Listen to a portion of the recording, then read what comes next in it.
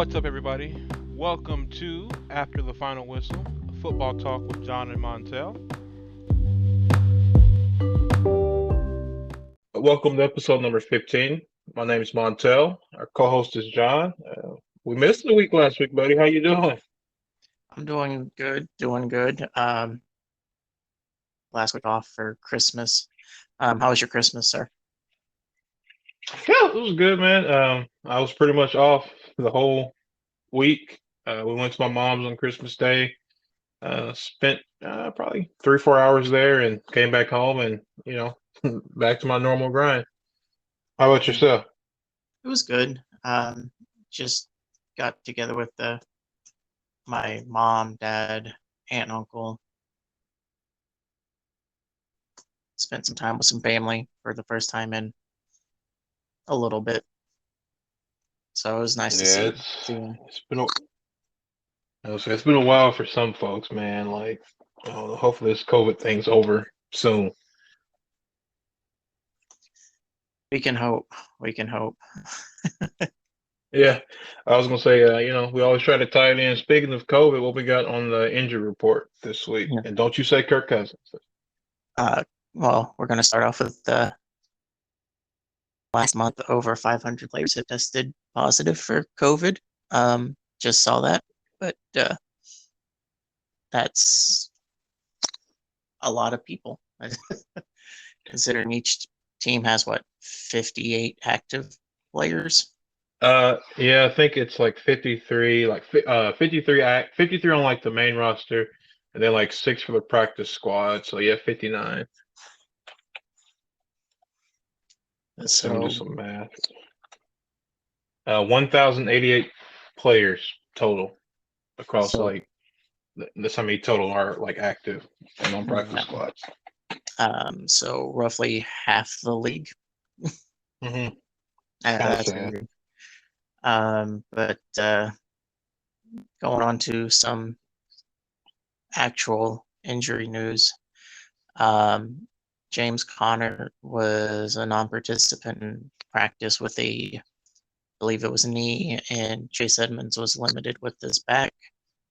Adam Thielen is on IR due to going through ankle surgery. Derek IR, believe it was his back. But Supposed to come back, wasn't he? I guess things took a turn. Cam Akers did get taken off of IR, but it seems he has less than 50% chance to play. I hear it's unlikely he'll play, but who knows? Things are tough. Sounds like Mr. Drew Lock is going to be the starter again after that nasty concussion that Teddy Two Gloves got. Yeah, he needs to just retire, in my opinion. Speaking of getting activated off of the IR, Jair Alexander is coming back. After about 3 weeks ago, he was designated to come off of the IR. The Packers have activated him. Couldn't y'all wait a week? Nope. So, we have Stokes, Alexander, and Douglas as their top 3 corners. I'll take that. Yeah, I'll probably cry as we do our predictions later, but we'll get there. Darren Waller is on IR. Mike Evans is unlikely to play because he's still dealing with that hamstring injury. And then, according to Chris Godwin earlier today, Antonio Brown tweaked his ankle in practice, so who knows? Karma's a bitch, isn't it? But for the most part, that's I'll add in Miles Sanders breaking his hand in last week's game. But for the most part, that's all I have on injury news. What do you have for news from? Well, I got a few things. So we'll start with the COVID part, I guess, because you did there.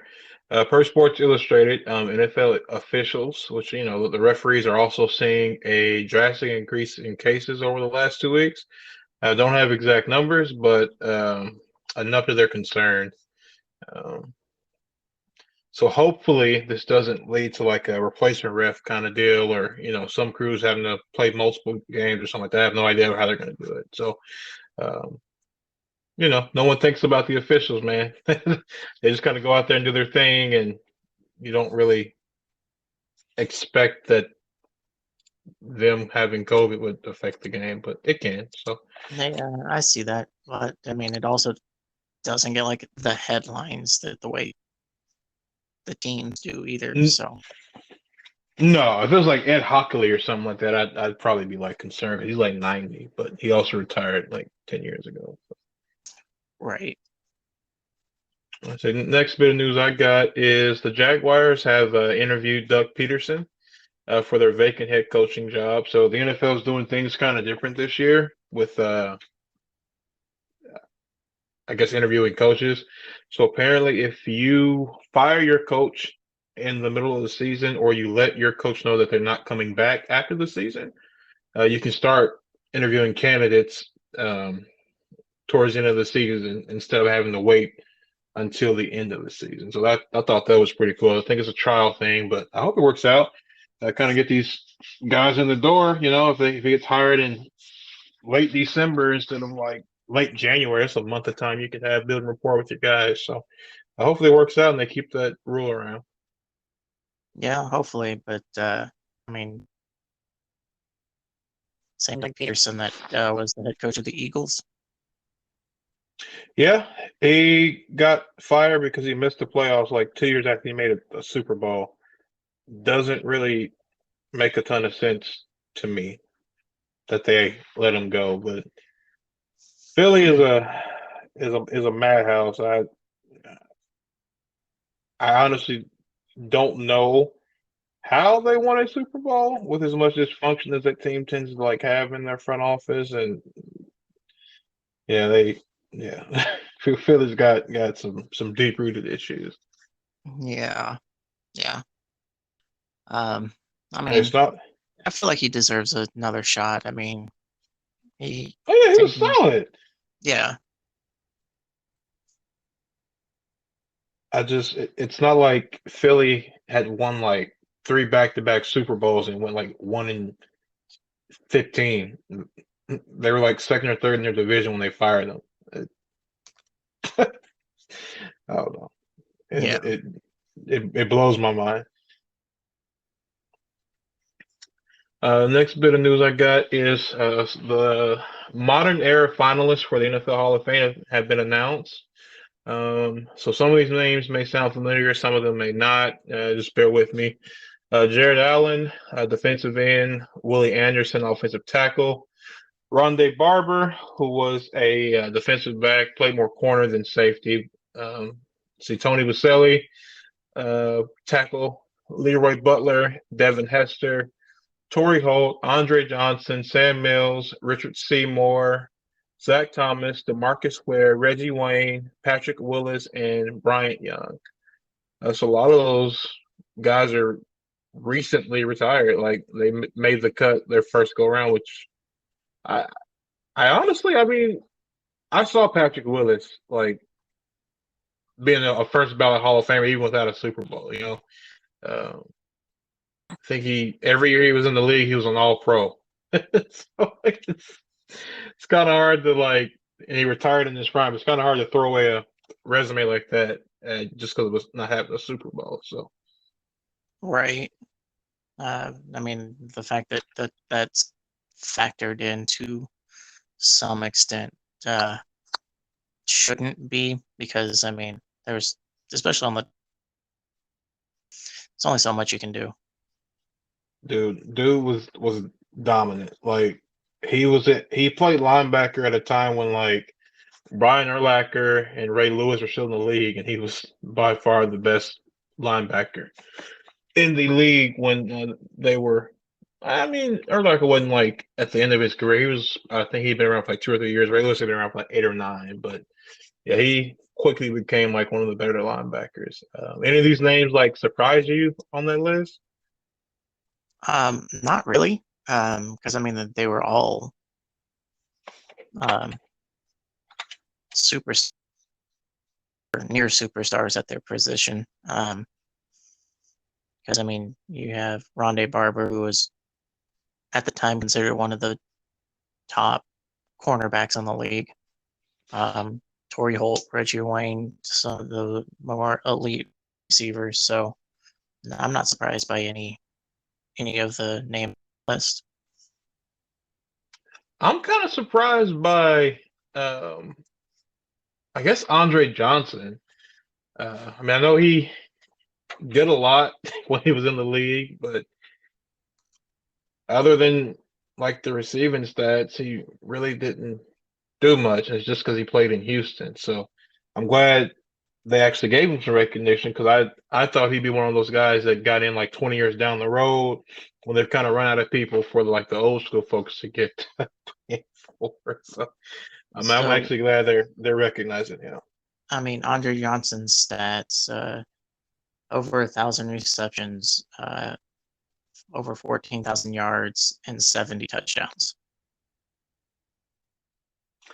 The touchdown thing, man, it just doesn't scream Hall of Fame receiver of like the 2010s, but Seven Dude could time Pro ball. Bowler. Dude could ball. How many All Pros do you get? You know? How many Super Bowls? No, All Pros, All Pros, Well, All Pros, 2-time All Pro. 2 time All Pro. Well, he might have gotten robbed, but he I was mean, also around like Megatron was in the league too. yeah, but I mean, tell me a stud quarterback that the Texans have had. A stud or a quarterback? Because that's impossible for the Texans. The best I quarterback they've had was Matt Schaub. I do believe I said I could put those two words together. Sir, they just haven't had it. They've had Matt Schaub, who me and you could probably throw the ball further than Matt Schaub. Probably not as accurate as he could, but he had like kind of like a noodle arm, and I don't know. I'd watch some of the Texans games, and they were they throw a lot of slants and stuff, and almost get the man killed. So the Texans they're bad. So I mean, you put that into perspective. I mean, those are some great stats for a great quarterback. I can agree. I mean, if he'd been with like Brady or Manning or something like that, he he would have retired as a Hall of Famer if he had Brady or Manning or Aaron Rodgers, anybody like that. His career, I'm saying, man, like 150 touchdowns, probably twice as many receptions because they could actually throw him the damn ball. And I'd So, probably say he'd probably surpass Jerry Rice as like the all-time leading receiver. I don't even know if Jerry Rice still has it, does he? I think he does. I Played don't played think for like so. 20 years. Oh, he doesn't? Okay. I'll look it up for maybe a show down the road, but he's got quite a bit. I mean, it's not like a true comparison. DeAndre Hopkins is 789 receptions, 10,000 yards, 68 touchdowns, 5-time Pro Bowl, 3-time All Pro. And he has been around since 2000 and what, 12, 13? 13. 13. So his career, he has almost eclipsed the career with like 3 years to go before Andre Johnson retired. So if Andre gets in the first time, there's no doubt in my mind Nuke should get in with the stats he has right now with a shorter career. But I mean, the last two have been with the Cardinals with Kyler. So I mean, imagine Andre Johnson with someone, or at least a couple seasons, the caliber of Kyler Murray. No, because the Texans would well, not Texas, but whichever team they had would probably have a Super Bowl or multiple. Yeah, so just trying to put it into some sort of perspective for people. Oh, I get it 100%. Yeah, I'm just like I'm shocked because there's guys from like the '60s and stuff that had good careers like that, and they always get looked over, and then they finally get like the pity put in. You know what I mean? Where they just kind of ran out of people from the era to put in. So it's like, here you go, John. We'll put you in because there's nobody else better than you from your era. It's kind of trash. Yeah. But I'm glad they actually recognize the man. I guess another closer comparison here, since Reggie Wayne's also in there. Reggie Wayne, 1,070 receptions, 14,000 yards, 82 touchdowns. Time Pro Bowl, one-time All-Pro, one-time Super Bowl champ. I mean, I think Marvin Harrison got in with similar numbers, so I have no doubt. Reggie probably won't get in the first time, but he'll probably get in the second and third. So, I mean, those are very, very similar stats. With a better quarterback too. I feel bad for Andre, but I'll get off his pity train. I guess the last thing I got, not really like league news, more like a subtle jab at you because you can take it. So the Vikings we play this week on Sunday Night Football, and we are 7-5-1 in the last 15 games against Green Bay. But my problem is we're starting a quarterback that has only started 3 meaningless Week 17 games in his career because our quarterback got COVID because he's an anti-vaccine nut job. Yeah. The last bit of news, which isn't a shot, it's actual news. NFL viewership is up about 8% this year. They're averaging 16.8 million viewers per game, not like league-wide, but that is per game. Quite a bit. 40 of the 50 top shows this year in terms of viewership all belong to an NFL game. The top five games this year in terms of viewership: Raiders versus Cowboys, Week 12, 40.8 million views. Cleveland versus Green Bay, Week 16, 28.6 million views. Bears versus Lions, Week 12, 28.2 million. Cowboys versus Chiefs, Week 11, 28.1, and Bucks versus Patriots, Week 4, 26.9. Who the hell was watching the Bears and the Lions? Lions fans? There aren't that many damn Lions fans. There's like 12 of them. Well, I mean, the Lions are still like winless, so they're maybe trying to see, people wanted to see the Lions get their first win. No. Yeah, I think it was. Yeah, I think they beat Minnesota the week after. Yeah. I'm not gonna say anything. So speaking of, teams, I hope the Packers don't have to punt because their punter tested for COVID. So they got a kicker. I'm sure Mason Crosby's kicked at some point in his life, like punted at some point in his life. But the season Mason's having, don't want to add more onto that plate. Hey man, stuff that plate full. He can handle it. He's fine. Kickers in high school do it. He can do it. Possibly.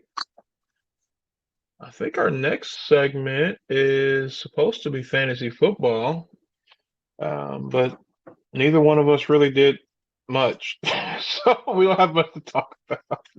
I came in third in our money league and 7th in the one we play for free. How about you?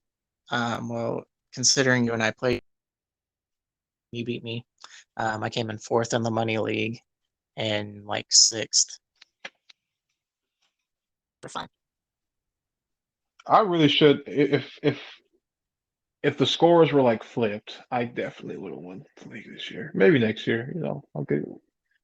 I didn't. I had no business in the playoffs anyway. So maybe next year. My team should have put up more points than what it had with the players but and then Fryermuth, and then having to pick up some scrub Minnesota tight end off the waiver wire. Sir, his name is Tyler Gronklin, and you will put some respect on his name. Sorry, the 4 points he scored me tells me otherwise. Hey man, he's our 1.5 string tight end. Our starter got hurt. It's like, well, what do you want from us?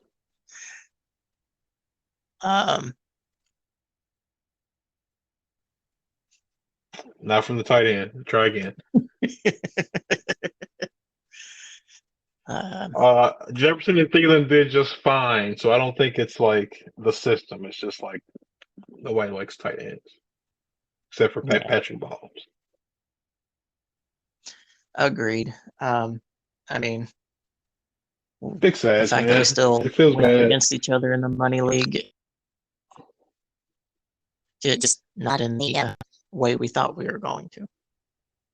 Yeah, I kind of just sat there numb when I saw who won. I was like, dude, I beat you. You know what I mean? My score was higher than yours. I could have beat you. But I'm not gonna be bitter. We'll just find out in 6 months. Actually 8, because we'll do it in August probably. So yeah, reload, repeat. Try again. Yep, and then I'll cry some more tonight because I'm now triggered. So let's see. We didn't have any games last week because we weren't here. But we'll go over the ones we did the week before. So John overall 27-12. Last week 2-1. Let's see. You predicted the Cowboys would beat the Giants 33-17. They won 21-6. I predicted the Titans would lose to the Steelers 20-24. They lost 13-19. And you predicted the Packers would beat the Ravens 35-17. They won 31-30. It's a really good game, actually, for a score this week of 3-0. Let's go. Yep, and I am perpetually shitting the bed here, and I'm falling further and further into mediocrity. I predicted the Patriots would beat the Colts 35-27. They lost 17-27. Predicted the Bengals would lose to the Broncos 21-24. They won 15-10. I predicted the Vikings would beat the Bears 31-17. They won 17-9. So 1-2 for an overall of 18-22. Tragic. Barely 500 to be the Minnesota Vikings of our podcast. How's it? Anything makes me feel? It's barely over 500. I should have just tanked and drafted. What did it tank for Tua? Should just tank for Tua. See, yeah, maybe next year. I started out decent and then did bad and then bad again. So it's okay. We'll do something. We'll do better next year. So you've got this week Rams at Ravens, Chiefs at Bengals, and since our teams play together, we'll both cover the same game. Vikings at Packers. All right. So the Rams at Ravens one. It's kind of a toss.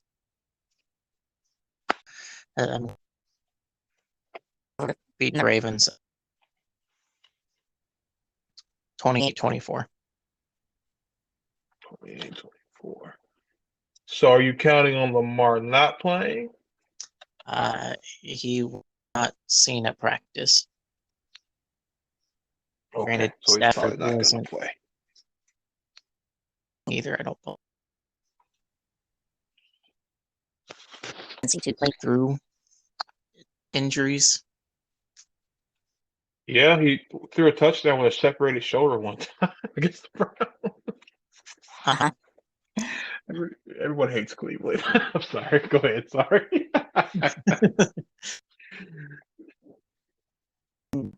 Chiefs versus Bengals. I'm gonna go with the Bengals. Playoff matchup. I'm gonna say Bengals beat the Chiefs. Joey B pissed off because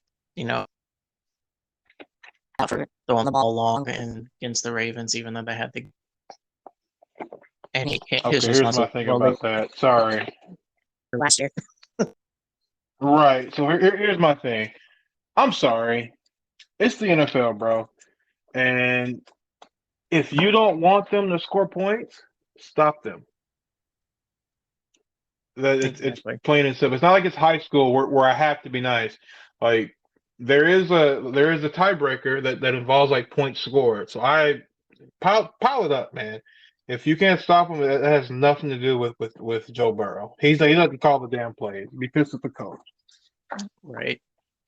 But Slash ran over. I'm gonna say the Bengals over Chiefs. 33. Okay, hold on. I got 27. All right. Our game of the week. Yeah, I'm gonna effing scream. I probably shouldn't watch this game. I'm taking the Packers. So I'm gonna say to 21. If we somehow score 21, I'm gonna shit a brick. I'm moving on with my life. I'm just gonna go. We got the Dolphins and Titans, Cardinals and Cowboys, and the Vikings and Packers. Okay. So Dolphins and Titans. Dolphins are pretty hot right now. Titans are not, and that sounded really weird, but I don't care. So I'm gonna say Dolphins 24, Titans 17. Cardinals and Cowboys. Really stepped up. Yeah, they were a liability. Now they're like the strength of the team because I don't think Tua is really like winning games more so than he's like not doing anything that causes them to lose. He's not the reason they're winning. I don't think. Yeah, he's turning into a game manager instead of a slinger. Yep, a younger Jimmy Garoppolo that's left-handed. Yep. Cardinals or Cowboys. I tried to get some intel from one of my Cowboys friends, and he wouldn't spit anything out for me. Oh, I know. He wasn't trying to help me out. Let's see. It's gonna be a shootout, man. No, Nuke's still hurt. He's done. He's done for the season. Okay, so top two run. May or may not play. Yeah. Cowboys win this one 21. Let's see, 34. All right. Here's the game of the week, I guess. Vikings at Packers. We're starting Sean Mannion, John. Like, what do you want me to say? I can't be happy about this. Like, we're starting Sean Mannion. Like I said, he's literally started 3 freaking games. Game in your heart.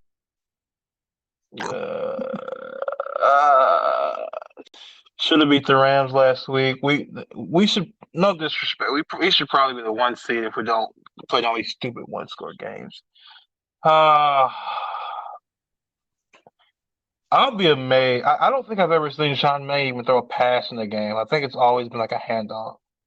So I don't think he's pretty much the quarterback's coach.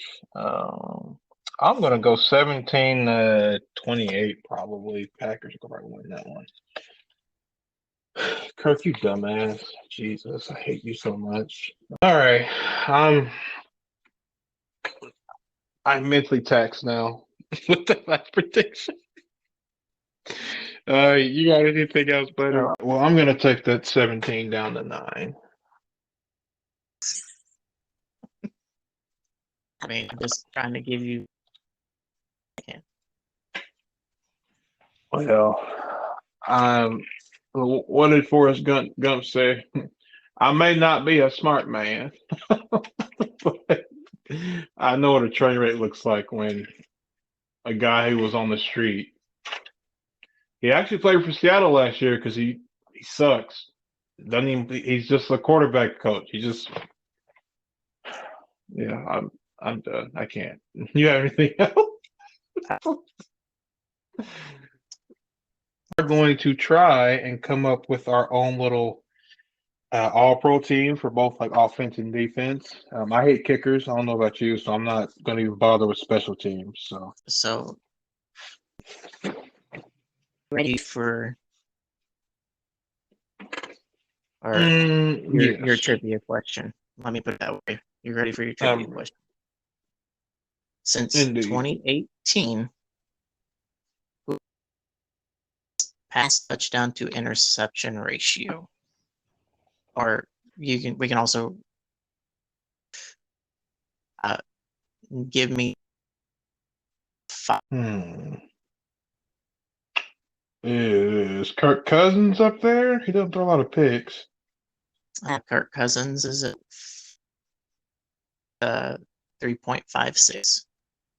So, all right.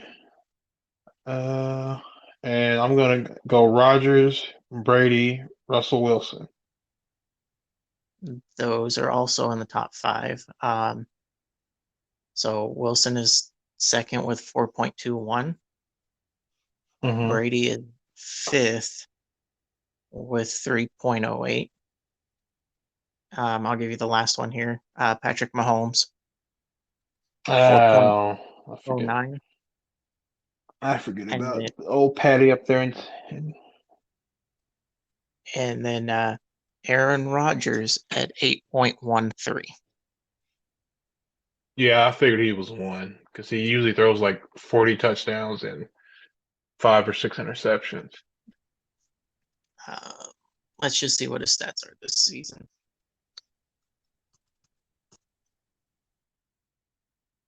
Probably pretty high. He throws a lot of touchdowns, man. He has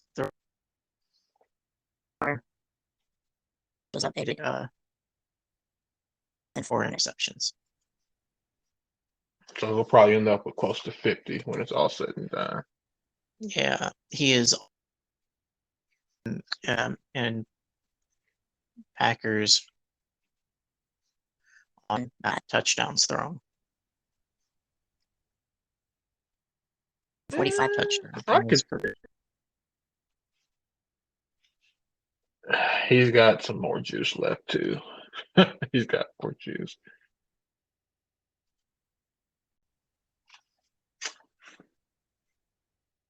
Can you name the 2 teams that were involved in one of the top 10 coldest games of all time? Bonus point for if you give me a year or 2.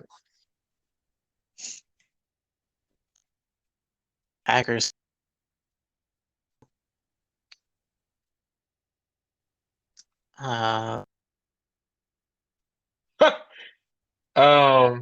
Okay, so that is number 1.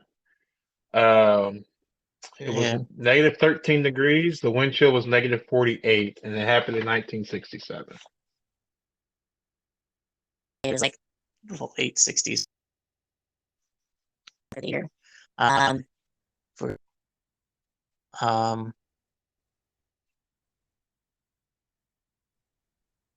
New England and Buffalo. Let's see if they're on there. I don't.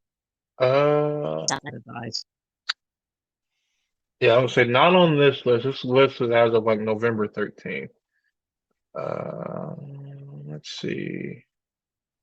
Yeah, I'll take the Ice Bowl. That's literally number 1. I had to scroll down to find it, so we'll take it.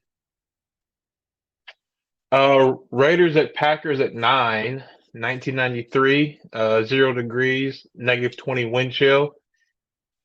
Raiders versus Bills, 1994, 0 degrees, -32 wind chill. Bears at Vikings, -2, with a wind chill of -15. Night was in 1972. Packers at Vikings, -2 degrees, wind chill -19. Raiders versus Browns, 1981, -4 degrees, wind chill of -36. Let's see. Giants versus Packers, 2008, -4, wind chill of -24. I think that was the playoff game. I'm pretty sure. Seahawks versus Vikings, 2016. Oh God, not this one. Seahawks and Vikings, 2016, -6 degrees, wind chill -25. That's when like Blair Walsh like had his ascent into madness. He was just like he was a great kicker. They just started being terrible. And then number 2, Chargers versus Bengals, 1982. -9 degrees, wind chill was -59. Dang. Ain't no way I'm going outside. It's negative anything, let alone -59. I mean, And everything's in degrees Fahrenheit, not Celsius. like winter for us, it was what, like -5, and we're like, nah, we're good.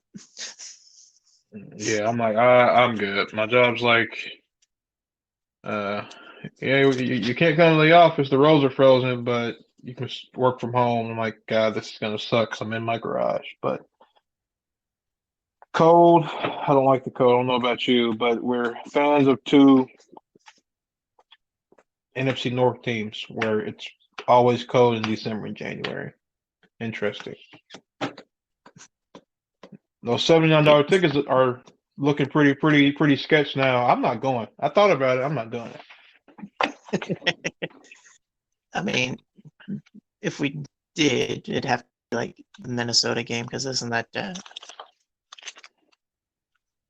Yeah, it's a stadium. It's not a stadium. It's a dome. I guess it. your teams play? Yeah, but the way the NFL schedules this, the outdoor game is always it's always the end of the season. No matter if it's Vikings Bears or Vikings Packers, we're always going to play at least one of those teams at the end of the season in the freezing ass cold. Well, maybe early in the year, I guess. Say again. Yeah, the history there. Lando. Yeah, it's just it's too damn cold. I'm not playing on no -59, negative nothing. Kiss my ass. Well, that's all I've got. Have you got anything else, buddy? No, that's all I had to. Y'all take care. Appreciate it, y'all. Well, we're available on Apple Podcast, Spotify, Breaker, Google Podcast, Pocket Cast, and there's some other platforms out there. And kind of like what we say every week, if you want us on one that you listen to, let us know, and we'll do our best to get it put up. You can also leave us a voice message using the link that's in our show notes, or send us a question via email after the final whistle podcast at gmail.com. Appreciate y'all tuning in. Peace.